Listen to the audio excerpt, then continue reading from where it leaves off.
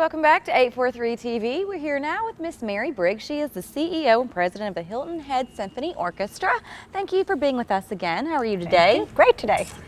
So you guys always have so much going on, but how do you guys decide on what concerts you're going to offer? Well, it's interesting. Our maestro and I work together on this each year, and we look at the whole season. And we start with what solo instruments do we want over the course of a season. And the research shows pretty clearly that the most popular solo instrument is piano. And certainly on this island, our attendees have shown us they love piano, as evidenced by the piano competition. So we arrange for 3 of our concerts to have a piano soloist as part of the concert. Violin is the next most popular solo instrument, so we usually have 2 concerts that have violin solos. And then we mix it up with maybe trumpet or trombone. Marimba we had once. Our chorus usually performs as part of a couple of the concerts. So when we start with a concert, the typical classical concert normally has an opening overture that's lively and gets everybody kind of in the mood. Like the opening concert has Leonard Bernstein's Candide overture. It's brightly, lively, gets everybody excited. And then has a solo concerto. Again, 3 of ours will have a pianist and a soloist that comes in, or a violin, etc. And then the second half usually has a full major symphony. So once we've decided even one of the pieces of a particular concert, the maestro builds the rest of the concert around it so that the music complements each other and so that he can tell a story. It might be all Scottish music. We had a concert last year that was all Scottish. This year we've got a choral concert that's all built around the music that was about William Shakespeare's plays. We've got Midsummer Night's Dreams, and then choruses and arias from operas that were done about William Shakespeare. Oh, nice. So that's how it's built across the year. And we also want to not repeat any music, obviously, that we've done for many years.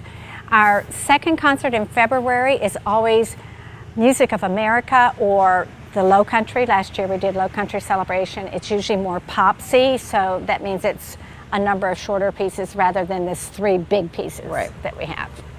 Sounds like it's got something for everybody. It does, and it sounds like there's a lot involved to make it happen. It is, for sure. There is. So this year, why did you decide to offer additional performances for each concert? Well, we did it for 2 reasons. One, our concerts have become so popular that the Monday night concerts are almost sold out completely before the season ever starts. We have over 1,000 subscribers now, and the church only serves seats of 900. So single ticket buyers don't have a chance to get good seats at all if we didn't offer a second concert.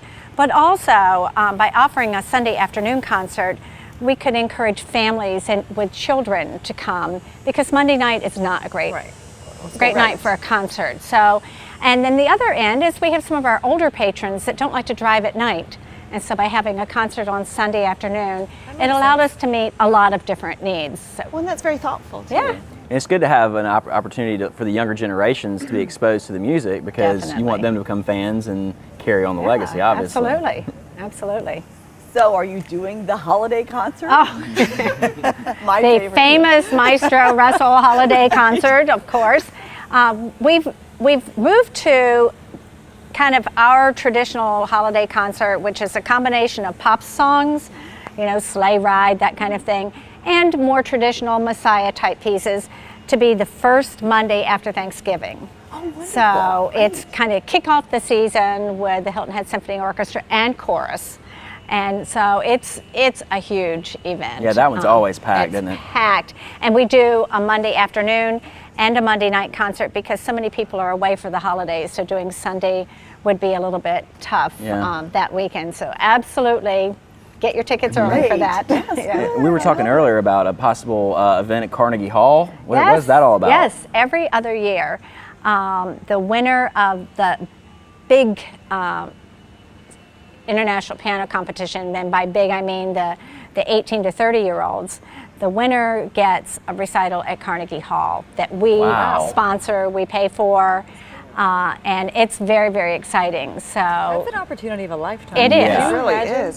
It's good for them because it gets them that exposure, and we send out tickets to publicists and agents all over New York City and beyond.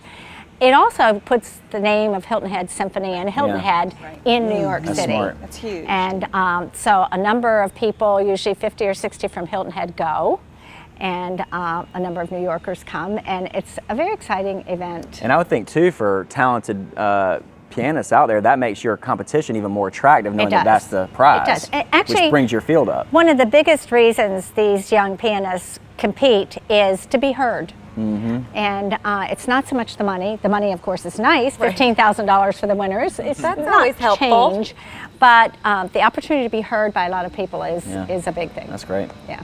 Well, the next question being community outreach, obviously that would be one of them. That's a Right. huge opportunity as far as community outreach is concerned. What are other things that you guys do? Well, we do a lot of community outreach in the schools, and this year, because we're doing Sunday concerts as well as Monday, it means the musicians have all day Monday before the concert where they're just kind of sitting around. They're here because they all travel in. Right.